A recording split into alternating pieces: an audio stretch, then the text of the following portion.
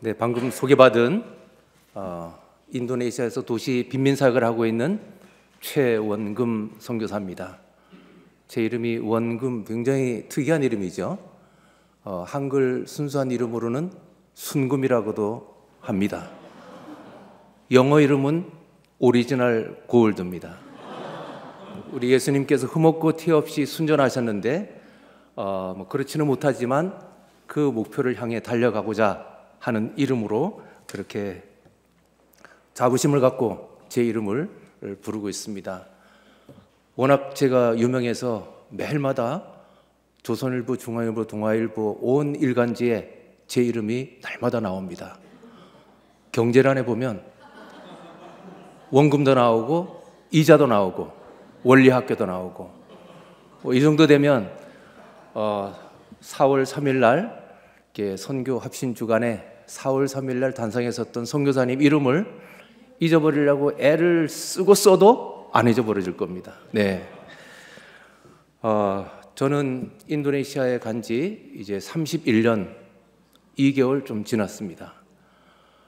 제가 오늘 여러분 뵈러 오기 전에 참 많이 기대되고 많이 마음에 감격이 왔습니다. 왜냐하면 37년 전 이맘때 제가 합신 1학년생으로 예전에는 여기가 논밭이었고 그 골목길을 따라 쭉 올라왔던 춥고 추운 2월달, 1월달 또 입학 전에 굉장히 세게 공부하죠. 네, 전혀 히브리어, 헬라어 손도 못 댔다가 그 공부를 시작하면서 애썼던 그 감회가 참 많이 마음에 떠올랐습니다. 그래서 오늘 이 날은 굉장히 제가 잊어버릴 수가 없는 귀한 날이 될 것이라고 생각을 합니다. 저는 특별히 이렇게 선교사로 사역을 하면서 우리 합신에서 배운 건전한 신학 사상을 바탕으로 하고 또 기아대책의 떡과 복음 이것이 함께 조화를 이루어서 그냥 떡만 주고 도와주는 것만이 아니라 그 안에 생명 예수 그리스도를 함께 증거하기 위하여 몸부림치는 이런 일에 우리 합신에서 배운 그 신학이 너무 귀하게 쓰임받고 있다라는 자부심과 감사를 가지고 있고요. 정말 여러분 우리 합신에서 공부하는 것이 너무 자랑스럽고 너무 감격스럽고 너무 선택을 잘하셨고 또 주변에 많이 하고 계시겠지만 주변에 신학을 공부하고자 하는 많은 사람들에게 정말 우리 합신에 와서 공부하면 인생이 바뀐다고 그렇게 더 많이 안내해 주시면 좋겠습니다. 우리 인도네시아 국기인데요.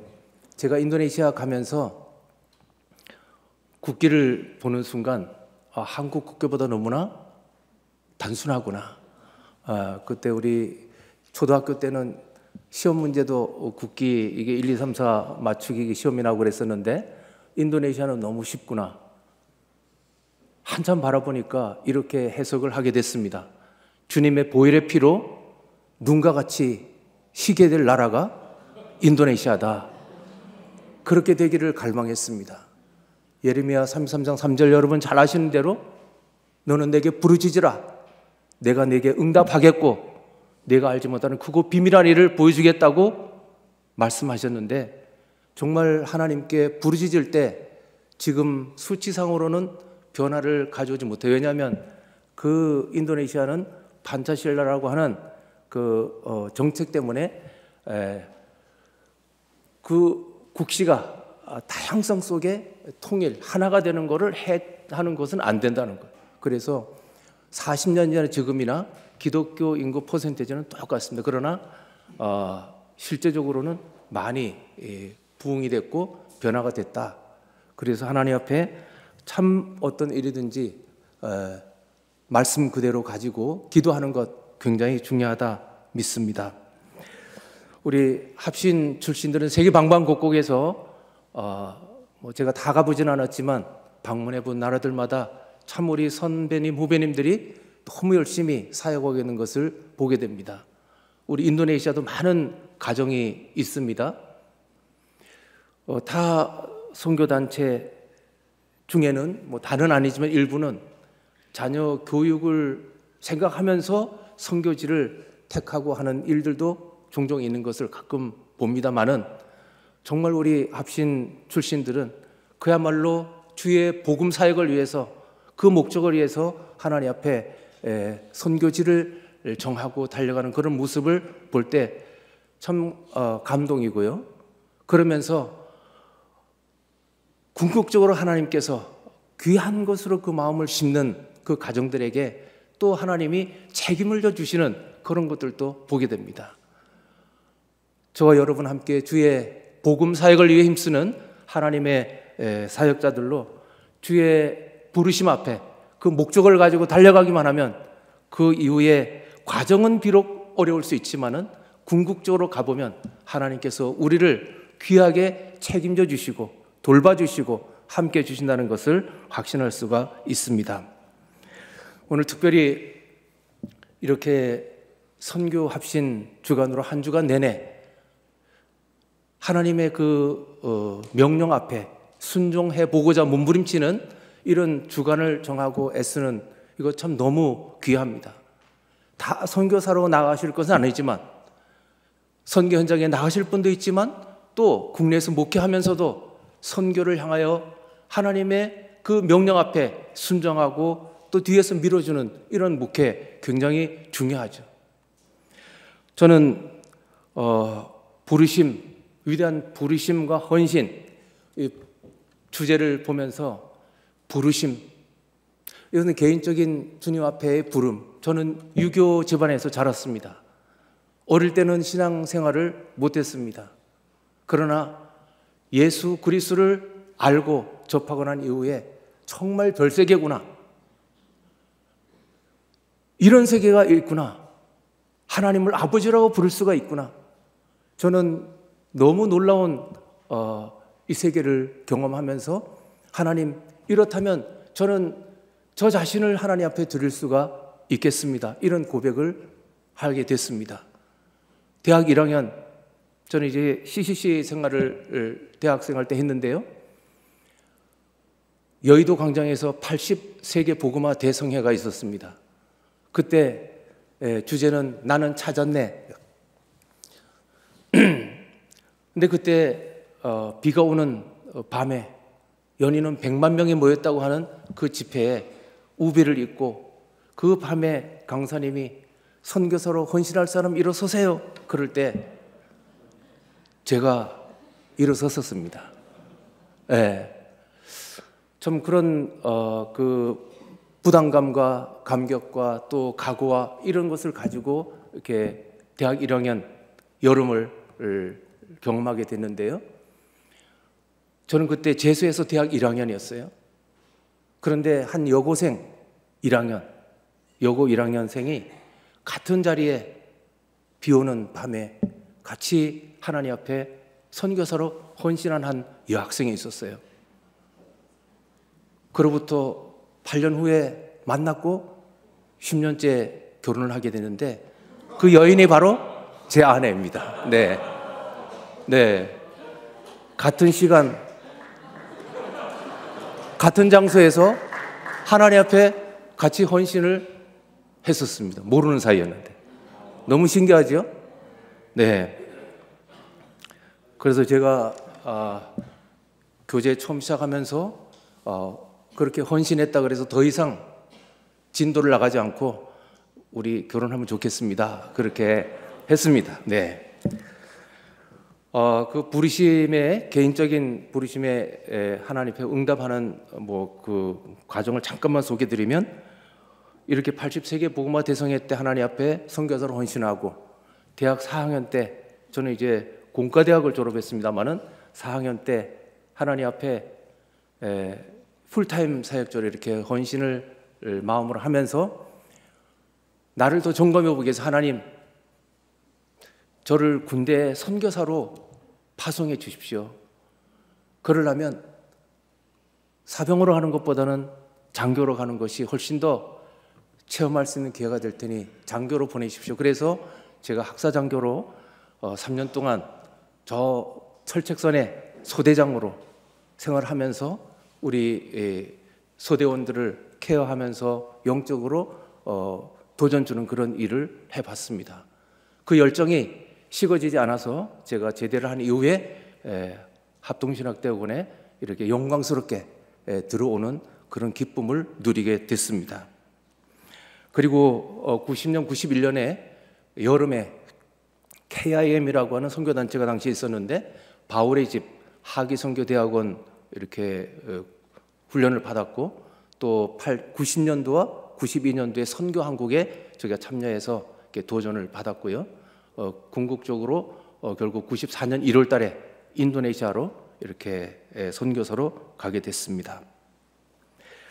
저는 나를 능하게 하신 그리스도 예수 우리 주께 감사함은 나를 충성되이 여겨 나에게 직분을 맡기심이라고 사도 바울이 디모데전서 1장 12절에서 말씀을 했는데 참 그게 나의 고백입니다. 능력이 없지만은 나를 능하게 하신 그리스도 예수, 그분 앞에 감사하고 또 참 부족하지만 나를 충성되도 여기시고 나에게 직분을 맡기셨다는 것, 이거 생각하면 너무너무 감사한 거예요.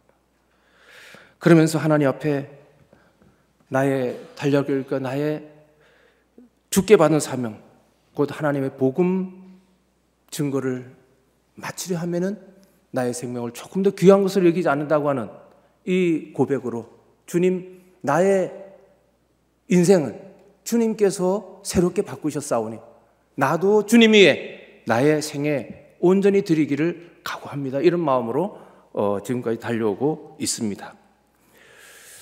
제가 이제 부르심 또 헌신 가운데 한 목사님을 이렇게 뵀는데 그분은 열심히 목회하는 분이에요. 그런데 그분은 해외 선교는 안 하시는 거예요. 왜냐하면 국내에도 어려운 사람들이 있고 또 국내에도 전도해야 될 병력이 많기 때문에 안 하신다는 거예요. 그래서 제가 조금 의아했습니다. 사도행전 1장 8절에 보면 예루살렘과 온 유대와 사마리아 땅끝까지 이르러 내 증인이다 그랬는데 예루살렘 다 전도하고 그 다음 유대 다 전도하고 그 다음 다 이렇게 아니라 동시다발적으로란 말이에요. 그리고 만약 그런 개념이었다면 저 미국에서 서양에서 많은 선교사님들이 이 땅에 복음 전하러 오실 때 그때 그 유능하고 젊은 많은 선교사들이 왔을 때 그때 그 땅은 다 100% 복음 전도 되느냐? 그렇지 않았잖아요. 그런 가운데도 이렇게 전한 거예요. 그렇다면 내 주변에도 내 주위에도 이 땅에도 그리고 또 멀리 밖에도 동시다발적으로 하나님이 사랑하는 하나님의 사람들이기 때문에 동시다발적으로 다 복음을 전해야 된다. 그렇게 저는 믿습니다. 혹시라도 목회하실 때 그런 관념에 사로잡힌 분이 없으시겠지만은 그렇게 되는 분이 한 명도 없기를 소망합니다. 자, 저는 오늘 우리 미가 5장 2절 말씀을 함께 읽었는데요. 같이 한번 또박또박 읽기를 원합니다. 시작. 베들레헴 에브라다야, 너는 유다 족속 중에 작을지라도 이스라엘을 다스릴 자가 내게서 내게로 나올 것이라.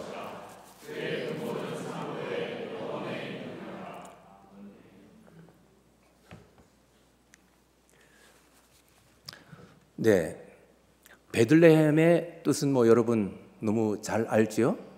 네, 뜻이 떡집이죠. 우리 예수님께서 요한복음에 나는 생명의 떡이라 이렇게 말씀을 하셨습니다. 생명의 떡이신 예수 그리스도께서 어디에서 나셨다고요? 예, 떡집에서 나셨다는 거예요. 저는 그걸 보면서 참 떡, 먹을 것 풍요롭잖아요. 도적이 온 것은 도적질하고 죽이고 멸망시키는 것뿐이요, 내가 온 것은 양으로 생명을 얻게 하고 더 풍성히 얻게 하려고 왔다라고 말씀하셨는데 참 이렇게 풍성함을 느끼게 돼요. 너무 중요하니까 이렇게 소리도 이렇게 나는데 아주 중요하다는 뜻이에요. 베들레헴, 에브라다야. 그런데 한양이 서울의 옛 지명인 것처럼 에브라다는 베들레헴의 옛 지명입니다. 그래서 베들레헴 에브라다야 이 말은 베들레헴 베들레헴아 두 번이나 반복 부르는 거예요. 그렇다면 반복하고 있는 것은 중요하다는 의미잖아요. 왜 중요할까? 바로 그곳에서 예수님이 나셨기 때문이에요. 우리 미가 선지자는 우리가 잘 아는 이사야 선지자와 동시대에 활약을 했었습니다. 그리고 미가서의 주제는 유다 나라에 임할 하나님의 심판과 회복입니다. 예수님께서 이 땅에 오시기 700년 전에 예수님께서 저 작은 고을 베들레헴에서 나실 것이다 라고 예언한 말씀이 미가 선지자를 통해서 예언한 말씀인데 그거 바로 오늘 우리가 읽은 미가서 5장 2절 말씀입니다. 너는 유다 족속 중에 작을지라도, 작은 자를 통하여 일하시는 하나님이라고 제가 제목을 잡았는데 이 작을지라도 이거 참 마음에 많이 와 닿습니다. 우리는 연약한지라 큰 것, 화려한 것, 거대한 것, 눈에 잘 띄는 것 거기에 마음을 가기 쉽습니다. 그러나 우리 예수님 굉장히 작은 고을에서 나셨습니다. 제가 사역하고 있는 사역지에 동역하는 현지 사역자들이 32명이 있는데요. 그 사역자들과 처음에 면접을 하게 되죠. 저희 사역지에 일하러 왔을 때 다 신학대학을 졸업한 분들이에요. 거기 신학대학을.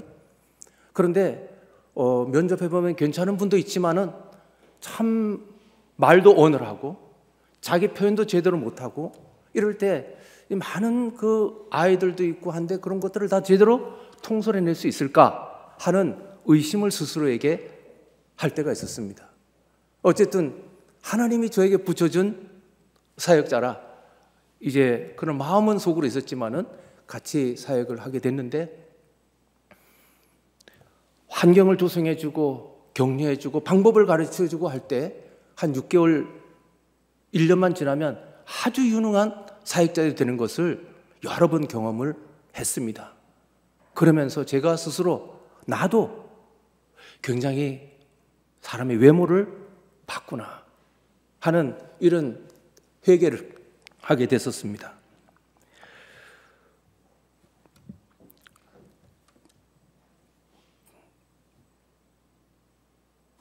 사무엘상 16장 7절에 보면 사람은 외모를 보거니와 하나님은 그 중심을 보신다 라고 말씀을 하고 있죠.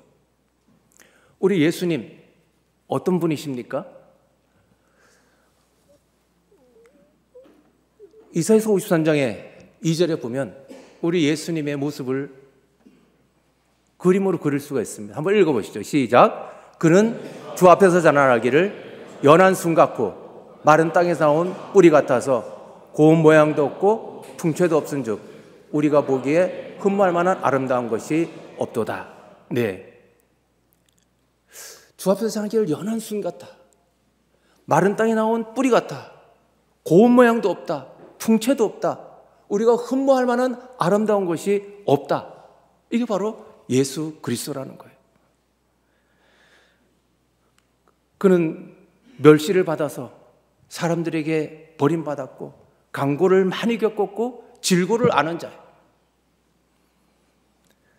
그는 실로 우리의 질고를 지고 우리의 슬픔을 당했지만 사람들은 생각하기를 그는 징벌을 받아서 하나님께 매를 맞으며 고난을 당한다 그렇게 생각을 한 거예요. 그러나 그분이 찔림은 우리의 허물 때문이고 그분이 상함은 우리의 죄악 때문에, 그가 징계를 받음으로 우리가 평화를 누렸고 그가 채찍에 맞음으로 우리는 나음을 입게 된 거예요. 우리는 다 양 같아서 그리 통하여 각기 자기 길로 갔지만은 하나님께서는 우리 모든 사람의 죄악, 그 예수 그리스도에게 담당을 시키셨어요. 이렇게 연약하고 흠모할 만한 것이 없는 연약한 예수 그리스도였지만은 그분에게 하나님께서 온 인류의 죄악을 담당시키는 큰 일을 행하게 하셨다는 것입니다.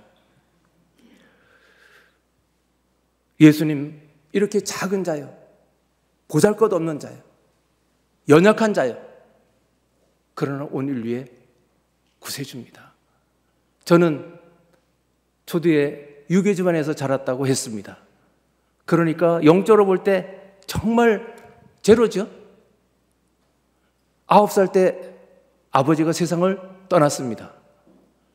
당시는 초등학교 아니고 국민학교라 그랬는데 기성회비를 한 달에 300원씩 내는데 그것을 낼 수가 없어서 연체가 된 거예요. 교무실로 불려갈 때는 가슴을 두근거릴 수밖에 없는 그런 상황이었어요.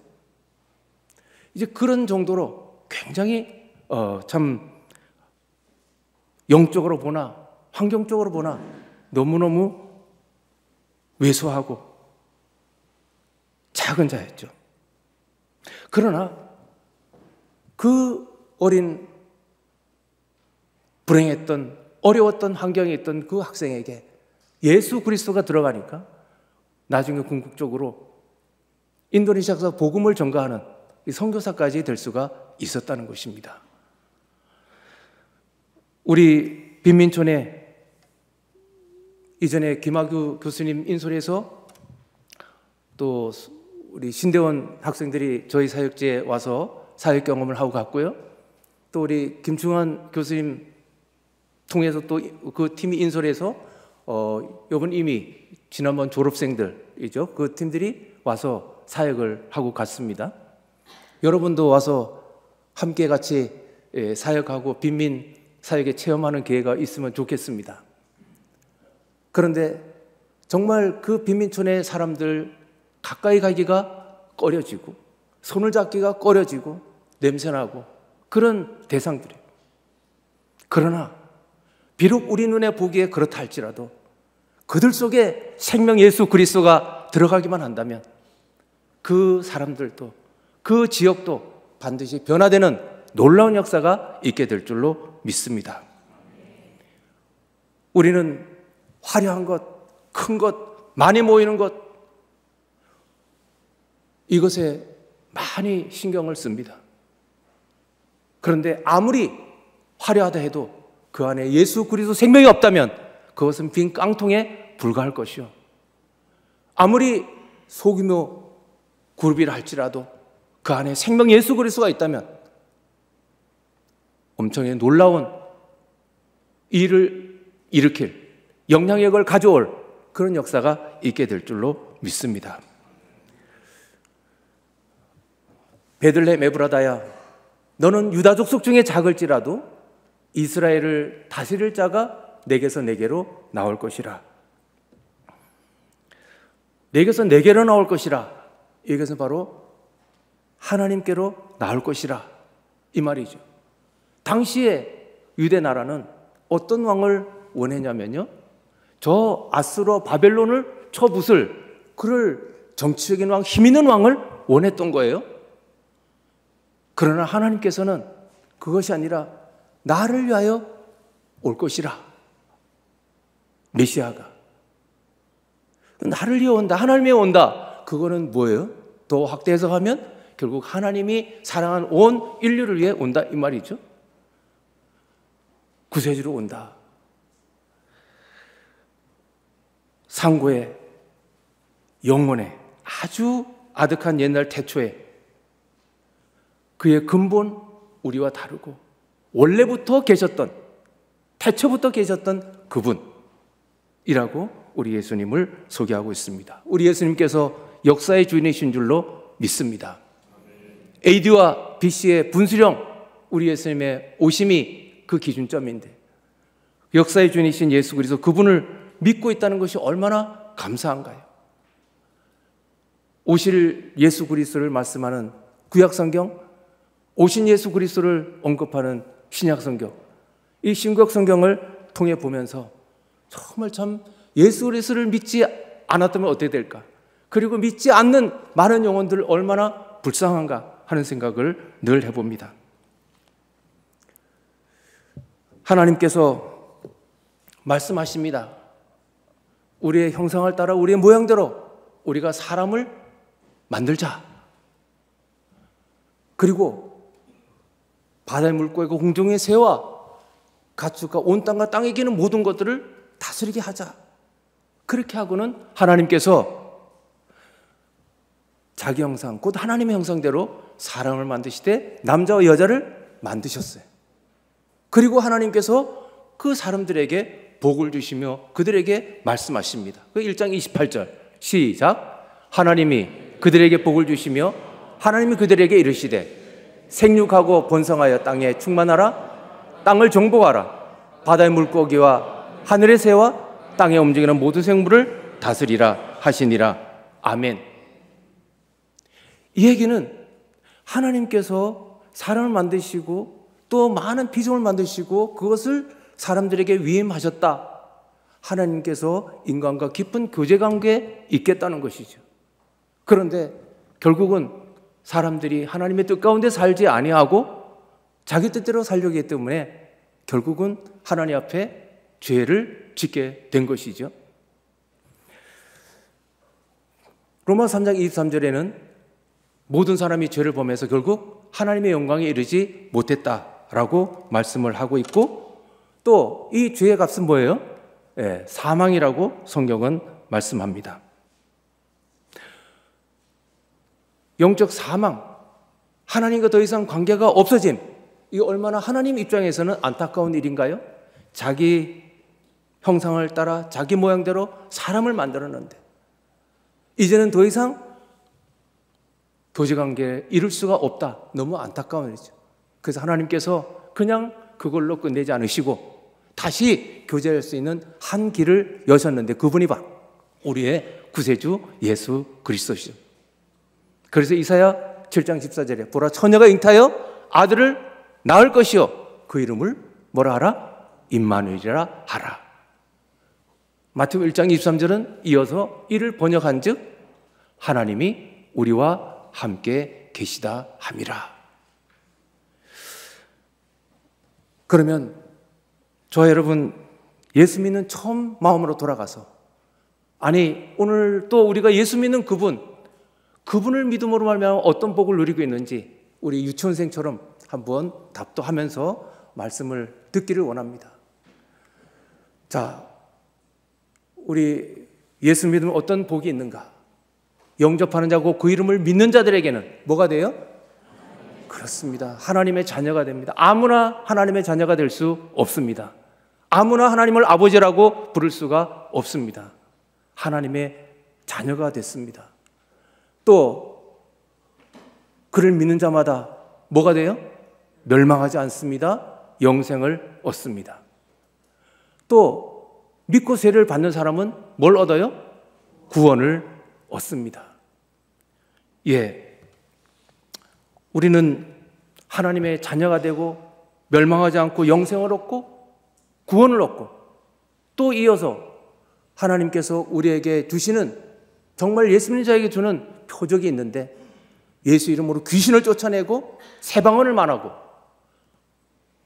뱀을 집어 올리며 무슨 독을 마실지라도 해를 받지 아니하며 병든 자에게 손을 얹은 즉 낫게 되는 역사가 있다고 우리에게 약속해 주시고 있는데 그 약속을 사정키키지 않고 그대로 활용할 수 있는 특권이 바로 우리 믿는 자에게 있다는 것입니다.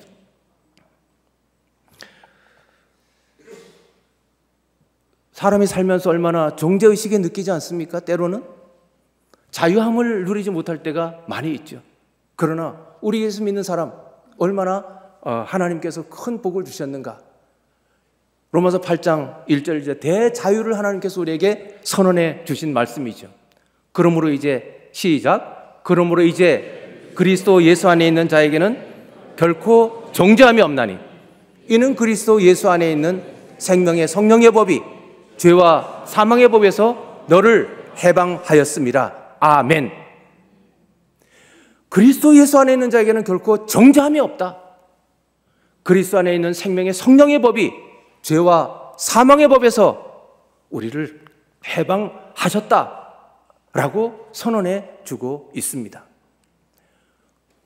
그리스도 안에 있으면 새로운 피조물이라고 성경은 우리에게 약속하고 있습니다. 그렇다면 우리 예수 믿는 사람은 이런 하나님의 복을 누리면서 어떻게 살아야 되는가? 이 살아야 되는 그 범주는 우리를 힘들게 하려고 하는 것이 아니라 우리의 계속해서 하나님의 복된 인생을 살려고 하나님께서 이렇게 살아라라고 말씀을 성경 속에 하죠.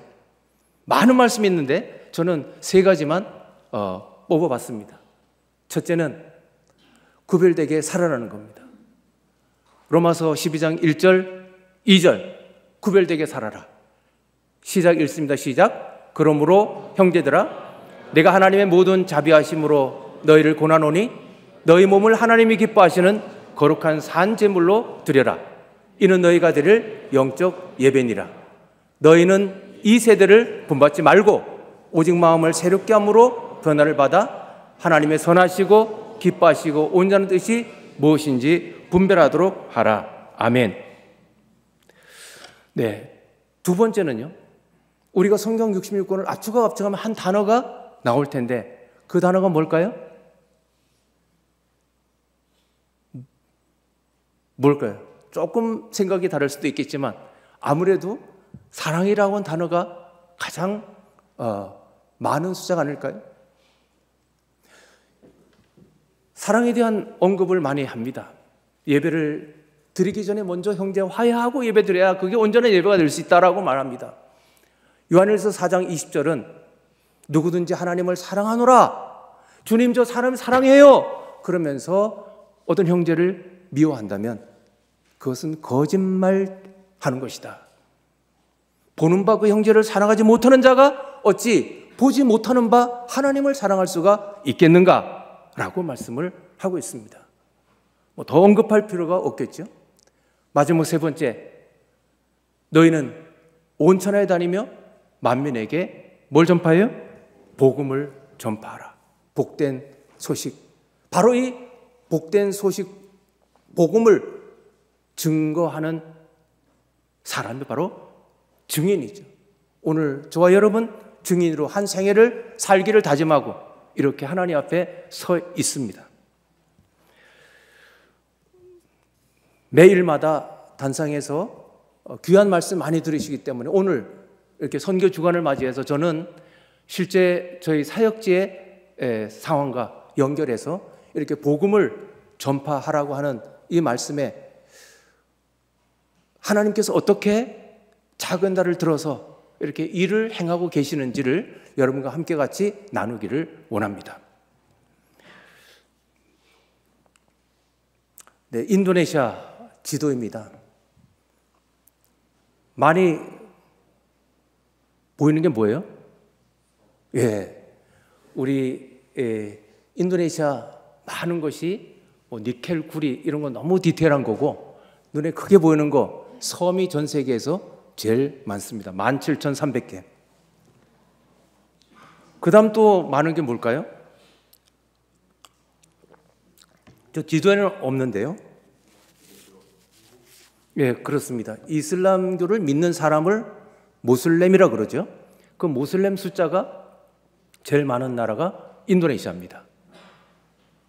인도네시아 인구는 미국 다음으로 전 세계 네 번째가 됩니다.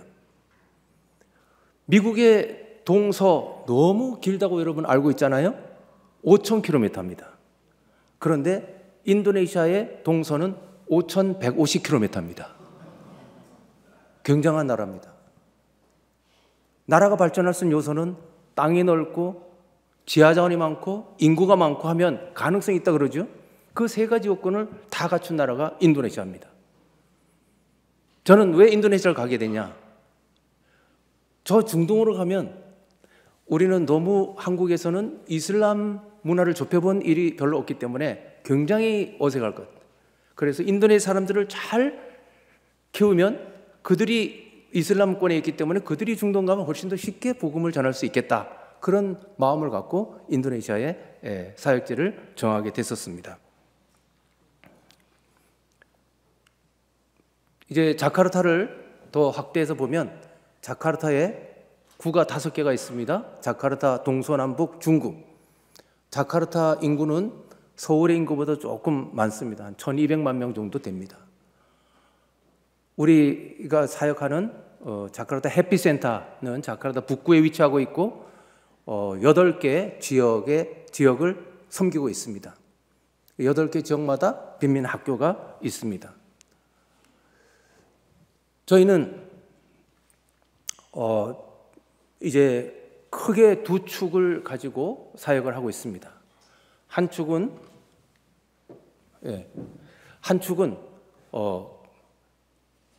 오늘의 배고픔을 달래줄 바포 사역, 급식 사역을 하고 있습니다. 한 번 할 때 600명분씩 일주일에 3번, 매주마다 이제 1800명분 음식을 만들어서 제공을 하고 있습니다. 그 다음 한 축은 가난의 대물림을 끊을 주인공을 키우는 교육사역을 하고 있습니다. 그래서 8학교에 500명의 학생이 공부를 하고 있습니다. 저희가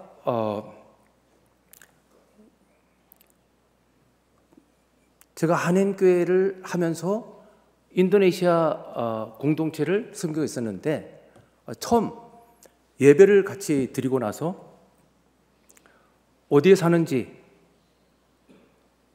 가보자 하니까 저를 저기로 데리고 갔습니다. 저기는 10년 동안 기차가 들어오지 않는 폐쇄된 기차 역사였습니다. 그래서 철로에 널판지를 펴면 거기가 내 안방이고 라면 박스에 옷을 넣으면 거기가 옷장인 거예요. 12시가 되면 점심 식사하는 게 아니라 그냥 먹을 게 있으면 먹고 없으면 안 먹고 하는 것이 이들의 식사 시간이었습니다.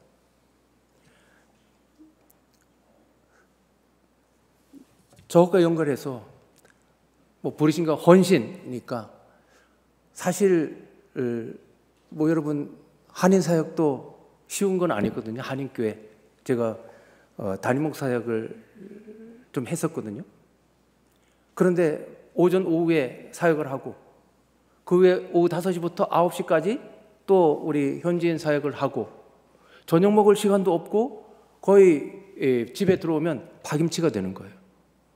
근데 그때는 제가 굉장히 경제 사정이 어려워서 저기 가면 사례를 받는 게 아니라 정말 있는 주머니를 털어서 같이 사용해야 될 이런 환경이었어요.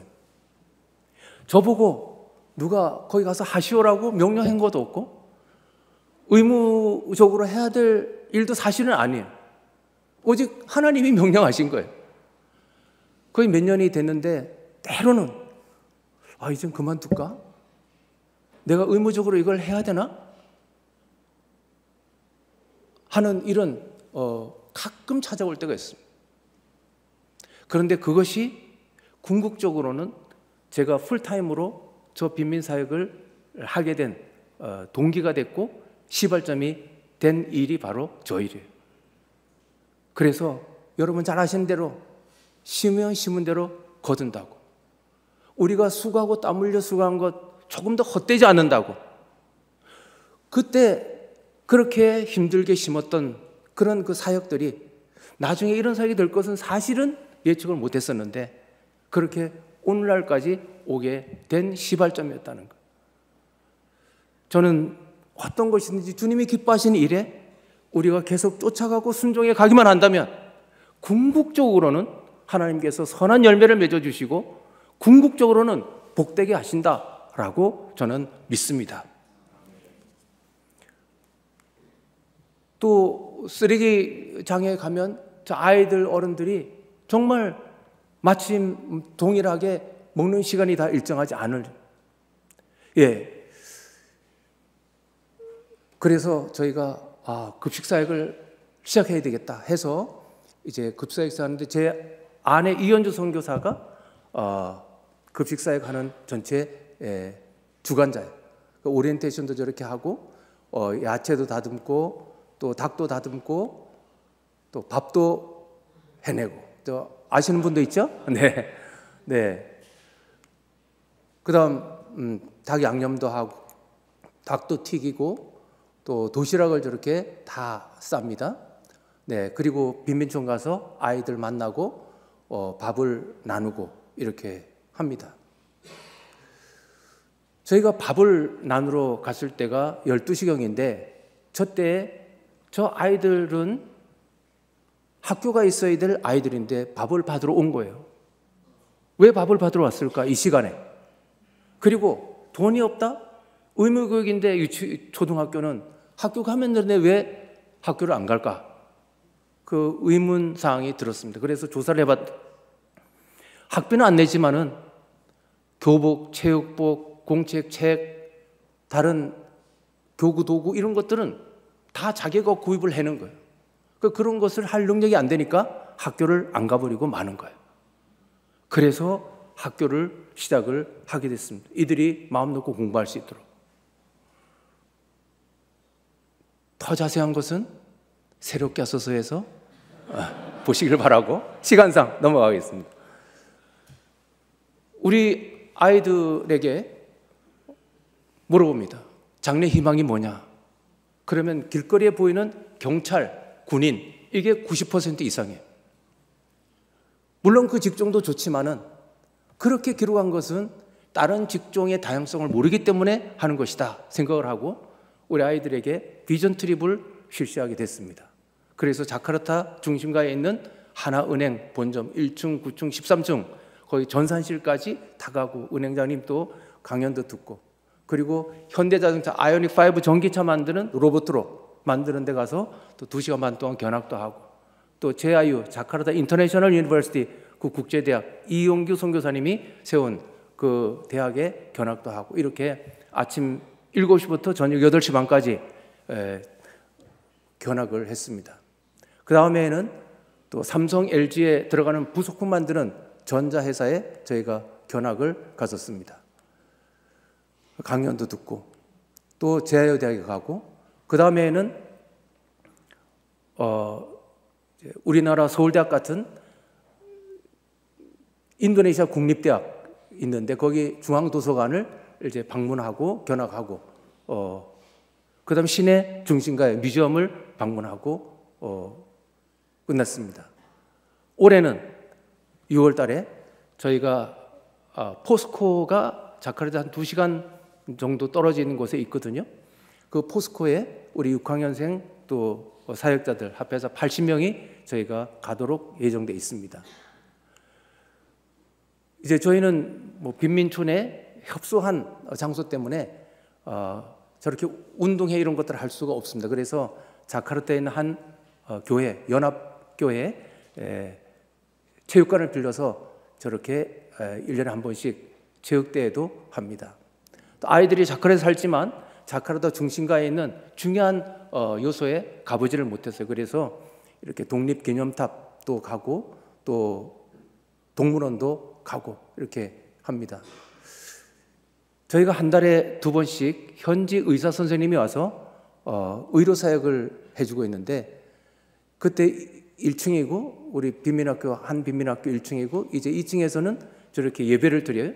그때 제가 그 1층에 스톱시키고 2층에 의사 선생님 올라오게 해서 왜 의사가 됐는지 어떻게 의사가 되는지 또 의사가 된 이후에 남을 위한 삶을 어떻게 살고 있는지 설명을 좀 해주세요. 이렇게 부탁을 하고 있는 모습입니다. 네. 우리 아이들이 이제 6월 달이 되면 졸업식을 하게 됩니다. 저희 약 500명 중에 3분의 1은 유치원생이고 3분의 2는 초등학생입니다. 환경이 너무 어렵고 열악하기 때문에 저런 행사 때는 가능하다면 최선을 다해서 성대하게 행사를 치릅니다. 자존감을 높여주기 위해서요. 뭐 거의 박사학위 수준 받는 거 정도 되지 않습니까? 네, 유치원 졸업식인데. 네. 우리 초등학교에 지난해 41명 졸업생이고 아래는 졸업식 모습입니다. 예전에는 저희 졸업생 중에 한 명이 중학교 진학을 했습니다. 그러나 이제는 41명, 지난해도 100%다 중학교에 진학을 합니다. 올해 6월 달에는 이제 51명 졸업하는데 다 중학교 진학을 합니다. 그만큼 교육의 힘이 크고 또 부모들의 의식이 많이 바뀌었다고 할 수가 있는 거죠. 이제 중고등학교는 일반 중고등학교를 보냅니다. 후원을 연결시켜서 이제 후원으로 학비를 내게 하고 다니게 합니다. 그러나 그 학비를 월말이 되면 탁탁 내주지 않습니다. 제가 저렇게 학교를 방문하든지 아니면 2달에 한 번씩 우리 대상자들 다 모이게 해서 점검을 하고 학비를 줍니다. 무슨 점검이냐? 성경 암송. 저 지금 교무실에 아이들 섰지요? 자, 성경 암송 82구절, 물론 인도네시아 말로 하죠. 82구절 시작! 그러면 82구절을 쫙 외웁니다. 그리고 나서 다 외우면 제가 서무과에 내려가서 학비를 냅니다. 못 외우면 학비를 안 냅니다. 네, 근데 지금까지 한 번도 다음 달로 딜레이 되지 않고 점검했을 때 다 통과를 했습니다. 열심히 외웠다는 거죠. 후원 그냥 값없이 이렇게 후원이 전해지는 것이 아니라 정말 본인에게 영적인 유익도 얻고 또한 그 후원자도 가치를 느끼도록 하기 위해서 저렇게 하고 있습니다. 저 학생은 초등학교 2학년 때 시골에서 빈민촌에 자카르타 빈민촌에 왔습니다. 우리 빈민초등학교 2학년에 입학을 했습니다. 그리고 빈민초등학교를 다니고 중학교, 고등학교 후원해서 학교를 마치고 제아유 대학에 들어갔습니다. 저 누르마 학생의 집의 환경은 아버지, 엄마, 본인 누우면 조그만 탁자 하나도 드러낼 수가 없는 월세방, 쪽방에 사는 거예요. 그런 학생이 이런 도서관, 이런 기숙사, 이런 강의실은 이 학생에게는 이 땅에서의 천국이에요. 그죠? 또 인도네시아의 중산층 정도 돼도 대학생활 중에 내가 한국에 교환학생으로 한 학기, 2학기, 1년 오겠다. 이것은 굉장히 쉽지 않은 일이에요. 모든 생활비를 자기가 부담하고 온다는 것이요. 그런데 이렇게 어려운 학생이었지만 하나님의 은혜로 저희가 후원 연결해서 이렇게 한동대학교에 교환학생으로 와서 공부를 하고 갔습니다. 출발할 때 평생에 더운 나라에 있었으니까 두꺼운 옷이 없잖아요. 그죠? 그래서 두꺼운 옷도 구입하고 트렁크도 구입하고 이렇게 했습니다. 저희 집에 자녀가 둘이 있어요. 한 명은 아들이고 한 명은 남자입니다. 그 딸이 없어서 이 딸을 가진 부모의 심정을 간접적으로 느낄 수가 있었습니다. 우리 저 학생을 멀리 보내면서요. 자, 한국에 저희가 왔다가 한동대에 가서 공부하는 모습도 보고 기숙사 앞에서 사진도 찍었습니다. 드디어 3학년에 들어갔기 때문에 복귀해서 4학년 마치고 지난 8월 9일 날 졸업식을 했습니다. 한 달도 채 안 돼서 인도네시아 대기업인 아스트라에 입사를 하게 됐습니다. 저희가 지금 500명 학생에게도 저 학생에게도 늘 강조하는 것은 사도행전 20장 35절 말씀, 주는 것이 받는 것보다 복되도다, 그 말씀을 강조합니다. 지금은 없기 때문에 받는 입장에 있지만 정말 주는 자가 복이 있는 것이다. 이제 이 학생이 이렇게 졸업식 때 제 좌우에 선 양쪽에 선 사람이 우리 빈민촌 출신 같은 대학에 다니는 남자 2학년, 여학생은 1학년이에요. 선배 졸업식에 같이 축하 온 거죠. 이제 이 학생이 월급을 받으면서 후배를 좋은 음식점에 불러서 열심히 공부해라, 열심히 신앙생활해라, 이렇게 이제 주는 자가 된 거예요. 저희는 12월마다 성경 암송 대회를 해요. 그때 많은 시상품을 준비를 하거든요. 어차피 가정에 필요한 생필품들을요. 그런데 그때 자기 월급의 꽤 큰 액수를 저한테 송금을 해와서 시상품 구입하는 데 써주세요라고 보내왔어요. 제가 그날 밤에 잠을 이루지 못했습니다. 꽤 오랜 기간 동안 계속해서 참 이렇게 그에게 주었었는데 이제는 그가 오히려 주는 자가 됐다는 거, 너무 감격스러웠습니다. 이제 후배들에게 매달 장학금 후원하는 그런 후원자가 되겠다고 그렇게 저에게 통보를 또 해왔습니다. 저희가 어머니 교실 우리 학부형들에게 열어서 우리 한국의 유교 3년 이후에 먹을 것이 없고 정말 쓸 것이 없는 그런 가운데에도 허리띠 잘라매고 우리 부모들이 먹을 거 안 먹고 쓸 거 안 쓰고 자녀 교육에 힘썼고 주의 몸된 교회를 든든히 세우기 위해서 그렇게 기도하고 예배하고 다른 사람 섬겼던 이런 강연을 저희가 해줄 때 굉장히 공감을 하고 또 많은 의식이 개혁되는 것을 보게 됩니다. 저것은 이제 이런 우리말은 포장마차예요. 저런 포장마차를 우리 빈민학교 학생 가정에게 창업자금과 함께 같이 전달을 해오고 있습니다. 저것도 역시 마찬가지로 그냥 주는 것이 아니라 성경 암송, 종교에 상관없이 성경 암송을 다 암송을 해서 제가 주는 암송을 해서 테스트에 합격을 하면 이제 저거 받을 수 있는 캔디데이트가 되는 거예요. 그 다음에 후원자가 연결되면 저렇게 시상을 하게 돼요.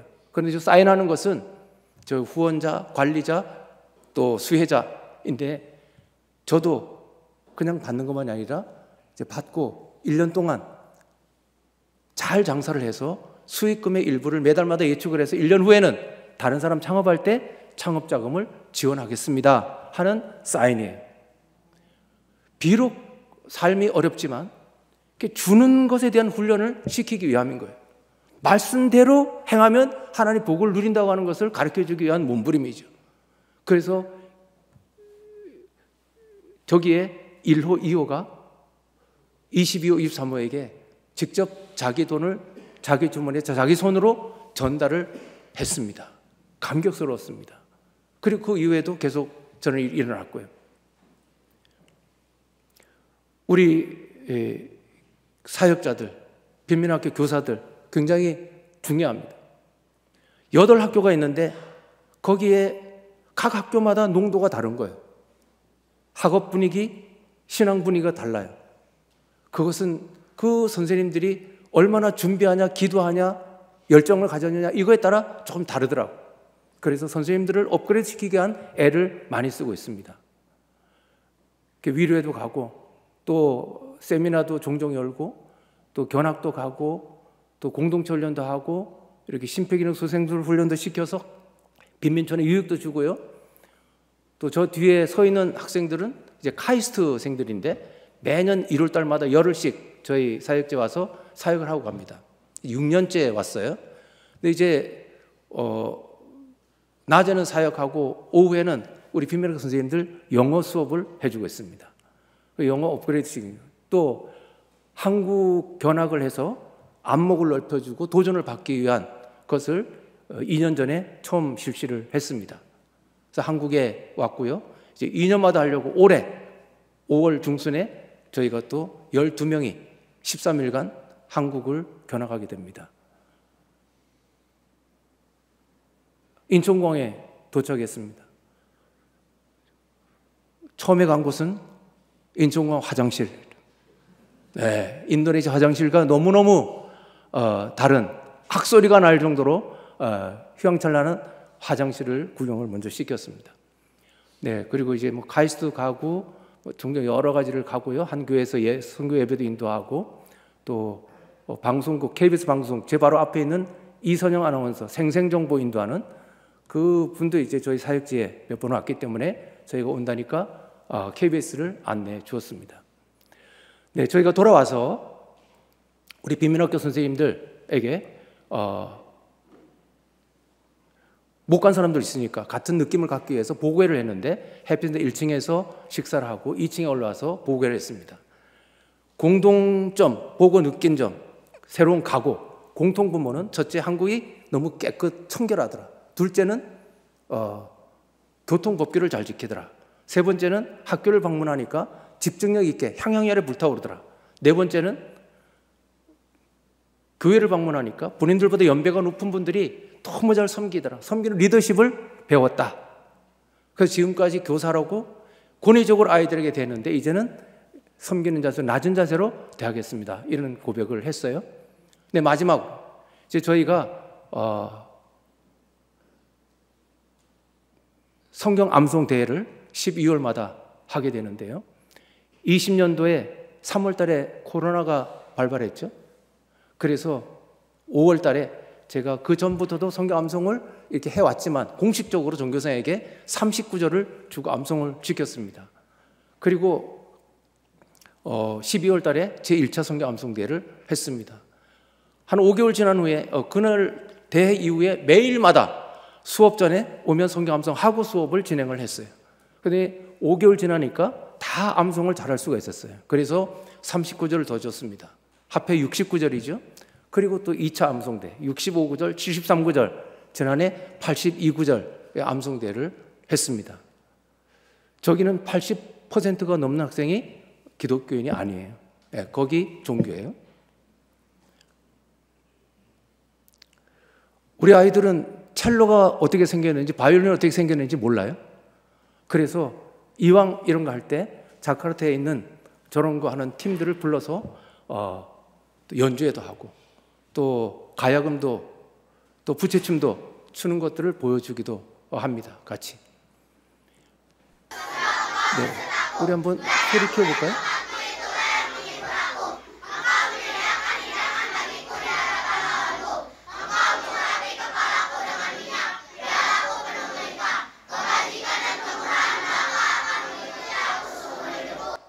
네, 우리가 이제 성경 암송 대회 저 각 예선 다 끝나고 결승전인데, 네, 파이널.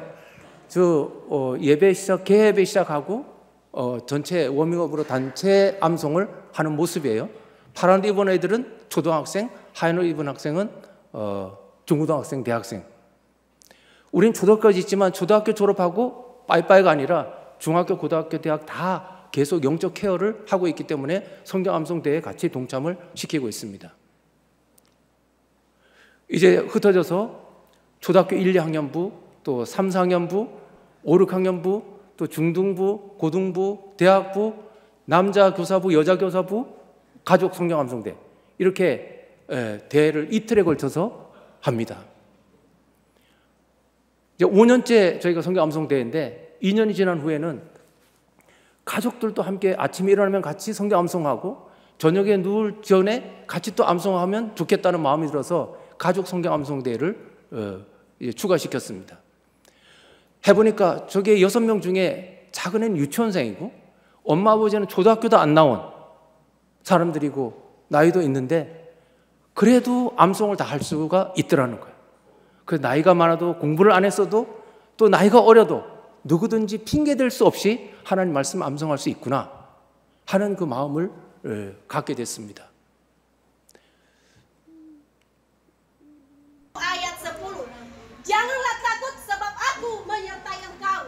Janganlah bimbang sebab aku ini Allahmu. Aku akan meneguhkan, bahkan akan menolong engkau. Aku akan memegang engkau dengan tangan 됐습니다. yang membawa kemenangan. 네, 굉장히 열정적으로 암송하죠.